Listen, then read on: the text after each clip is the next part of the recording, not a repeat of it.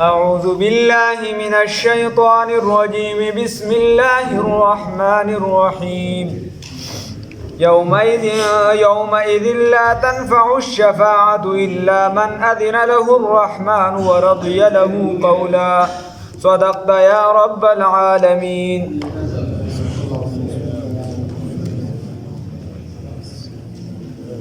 دی آیات مبارکه کې الله رب العزت فرمای چې د قیامت داسې ورځ ده چې د یو کس سفارش په بل کس له فیصله فایده نه ورکوي. من احدین الی احدین، د یو کس فایده به بل چاله فایده نه ورکوي الا مگر خبره داره چې الله رب العزت د چا په باره کې حکم وکړي. نو چې د چا په باره کې فیصله کړې شوې ده لکه الله رسول الله صلی الله علیه وسلم حدیثو کې فرمایلی دي، یا د الله رب العزت د حکم نه پس معشوم قرآن پاک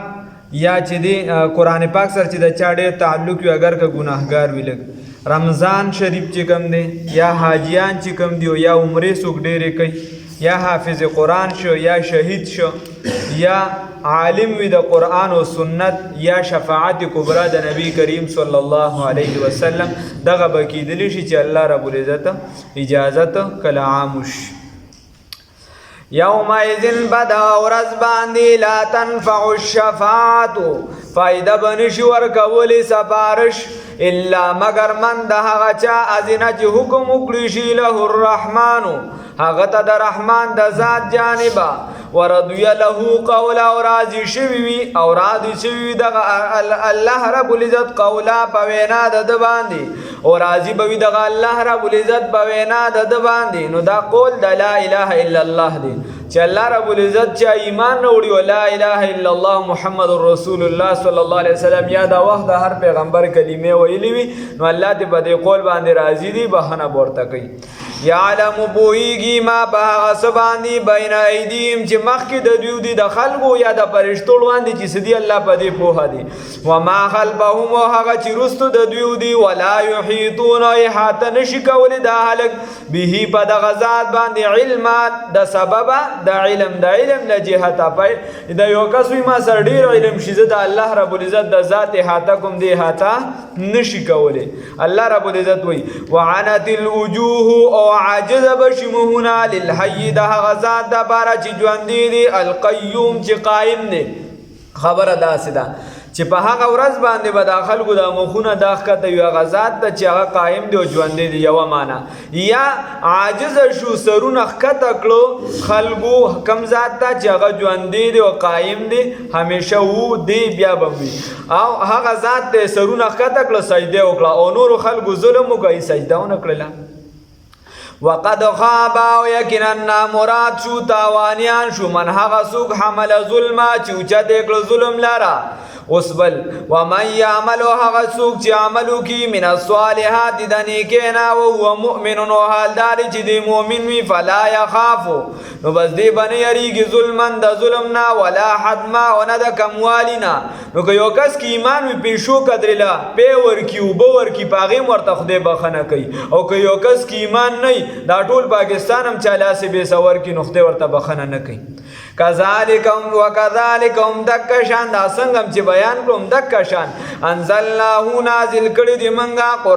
قرآن لره عربیا په عربي ژبه کې، وصرفنا، او چورلولم دي بار هم بیان کړي دي په دې کې من الوعید د وعیداتونه، دې کې بار بیان کړي چې به دا ګناهونه مه کوئ، ځان چې د شرک نه بچ ساتئ، د دې زنا نه بچ ساتئ، د کفریاتو نه بچ ساتئ، ورنه عذاب کې به گرفتار شي. دا د څه دپاره لعلهم ښایېږي چې دوی یتقون بچ شي د دغه څیزونو نه، ښایېږي چې دوی ویریږي، او یحدثو یا پیدا کړي لهم د دوی دپاره ذکره نصیحت، یا ولا نصیحت وګرځي. فتعالی الله، بس بلند دی الله رب العزت، الملکو چې بادشاه دی، الحق چې حق دی، داسې بادشاه دی چې حق دی رښتینی دی. فلا تعجل ولا تعجل، او جلدی مه کوه بالقرآن په قرآن باندې، یعنی په قرأت د قرآن سره جبرائیل امین به چې وحی راوړله رسول الله صلی الله علیه وسلم به ورسره وي چې دا رانه هېر نه شي. الله رب العزت ورته وایي ته مه وایه موږ یې درته یاد ساتو. ولا نو معلومه دا شوه چې کله قرآن ویلی شي نو بیا دې ته غوږ کېږده، بیا ورپسې شاته په منځه کې قرأت مه کوه.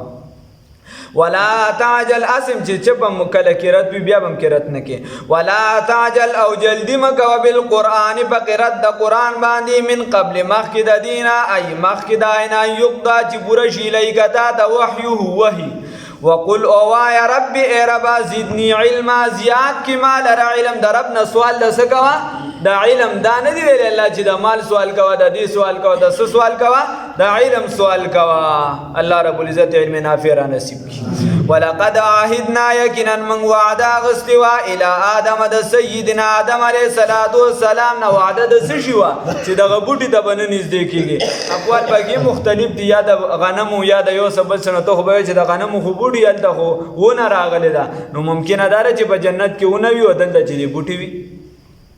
من قبل من وعده غشت ودا آدم علیه السلام نا من قبل روان دي د دینه یعنی من قبل مخک دراتو د نبی کریم صلی الله علیه وسلم نا فنسیا بصیر کله ولم نجد له بصیرا کله ولم نجد له او من مندنه که لرا عزما عزم په دې ګناه باندې صبر هم بیاونه مونته دا صبرونه که په دغه ګناه باندې یا چې دغه ګناه قصدن نه وکړي دا یو خطا وشله خو الله رب العزت چې څوک څومره نږدې وي هغه نه څه خطا وشي نو هغې باندې پکړ زر کېږي وإذ په هغه وخت کې قلنا چې موږ وویل للملائکة فرشتو ته اسجدو سجده وکړئ لآدم علیه السلام ته فسجدو نو ټولو سجده وکړله الا ابلیس مگر شیطان ونه کړله ابا څه وکړه انکار یې وکړو نو موږ ورته څه وویل فقلنا موږ وویل یا آدم ای آدم علیه السلام ان هذا یقینا دغه یو چې دی عدو لکه دا دشمن دی ستا ولزوجک و د بیبي ستا فلا یخرجنکما بس او دې نه باسي تاسو دواړو لره من الجنت د جنتنا فتشقا گنی په مشقت کې به بریوزه جنت خو ژوند د مزو دی دنیا ټول مشقت دی ان لک یقینا استاد بارا نبوی یقینا استاد بارا الله تجوع فیها نبلوګوی پدی کی نوګی کیږي بنا نه وګی کیږي با خدا سے بنی چې دا د وسملاویږي نه هر سبب سیاري ولا تعرا او نبا عاری کیږي د جامونه بم نه خالی کیږي د روحانی جامې بیتا تا وانک یقینا تو لا تزمو فیها نبتن درازی بتا باندې فیها پدی جنت کې نبتګی کیږي فیها پدی جنت کې مطلب دا نه چې وبو ار یو شی به درته پریمانه زیات به وي بسیاره به وي ولا تضحى او نبخول کیږي خولکیږي بمنا فوسوسان وسوسه واچول الیه دیتا شیطان قال وی ولیا آدم ای آدم علیه السلام ورتوی اے آدم هل ادلک آیا او خایم تاتا علی شجرت الخلد ورتوی دلالت درتوکم او خیم درتا یو اونه درته وخیم چې هغه د همیشوالي اونه ده د هغې نه چې چا خوراک وکړو نو هغه به همیشه په دې جنت کې پاتې داسې یو اونه درته خیم نه و ملکن او داسې بادشاهي و ملکن او بادشاهي لا یبلا چې نه به وي زړېدل هغې لره داسې بادشاهي به وي بیا چې د هغې زړېدل هم نشته نو ورته وایي چې ګوره شیطان ورته وي بل ځای کې بیا راځي وقاسمهما دواړو ته قسمونه وخوړل چونکې د ګناه د سره تصور نه د انسانیت ابتدا وه او بیا د الله په ذات باندې قسمونه ورته وخوړل نو دې دواړه چې دی دغه بوټي ته نږدې شو فاکل منها نو خوراک یې وکړه دغه بوټي نه فبدت لهما بس ښکاره شو دغه دواړو لره سوآتهما شرمګاهونه د دوی وطفقا او ولګېدل دي لګیا او یخصفانې چې پټول به علیهما دغې لره لګول به یا لګول به پیوس کول به علیهما په ځان باندې چې څنګه دغه بوټي وخوړه نو د بدن نه جامې لاړې شرمګاهونه ښکاره شو په جنت کې نو بیا به لګیاو او بوټي نو د انځر بوټي د دې د پاڼې به په ځان باندې لګولې چې شرمګاه محفوظ وي نو یخصفانی چې بیوس کول وی علیهم بزانون باندې من ورق الجنت یغه پانی د جنت وعصا آدم او نافرمانی وکړه آدم علیه السلام ربه درب خپل فغوا بس بی نصیب پاتې شو فغوا بس بې نصیبه بې نصیبه څنګه پاتې شو شیطان ورته وویل عین مردود وایي که تا دا بوټي وخوړه نو بیا به ته همیشه په جنت کې او دغسې خو نه وه الله رب العزت ورته چې ښه تا وخوړه نو لاندې کوشه خو ده کې کمال دا و چې ده ولله تاویلاتو نه وي چې ګور هغه خو ما ته د خدای په ذات قسم وخوړو ما ته خو دا پته نه وه چې د خدای په ذات هم څوک قسم وخوري نو الله دروغ وایي دا کیسې ونه کړې چې څنګه الله رب العزت ورته کوشه نو دی وایي ربنا ظلمنا انفسنا وإن لم تغفر لنا وترحمنا وی خدای ما په ځان باندې ظلم کړی دی زیاتې مې کړی دی که تا ما ته بخښنه نه کړه ما ته د مغفرت ونه کړه په ما دې رحم ونه کړه نو یقینا زه به د تاوانیانو نه یم زه به د ظالمانو نه یم نو دغه چوک الله رب العزت ولا بیا الله ته ډیر زیات جړلې دي الله رب العزت ولا دعا قبول کړه ثم جتباه بیا من غور کدلرا ربه رب د فتاب علیه نو بس رجوع کړه بد باندې الله رب العزت وحدا او سیو کو او هدایت یو کده د توبې جانب ته نو د هدایت کو د توبې جانب ته زمنګ باکابرو کې لوی شخصیت مولانا احمد علی لاهوری رحمه الله مولانا احمد علی لاهوری رحمه الله کله چې انګریز د هندوستان نه لاهور ته جیل ته را منتقل کو نو ایک کی आवाज چې لاهور ته د جیل ته را لګو بیا چې داغه ضمانت کېده نو هغه ډیر یعنی غټو خلکو ضمانت کړو سه په وسیریخ کې نو ایک کی आवाज خو چې جنازه بیا کله بار کېده نو لږه شانتي عیسی چې وه د هغې نواله یعنی لږه شانتي لحظه هغې د جنازه وړې وه او هغې کې چې دی غالبا د ماسپښین نه یا د 11 نواله تر د روجمه د ټیمه پورې جنازه رسېدلې وه احمد علی لاهوري رحمت الله علیه به 3 قسمه تفسیر پړاو یو نوجوانانو ته الکانو ته یو چې دی سړو ته او نوجوانانو عامو سړو ته یو زنانو ته او یو چې دی علماو ته دا به هغه پړاول دا ټول عمر د هغه شغلو او بیا دوره تفسیر کې به د هغه صرف 10 کسانو خیر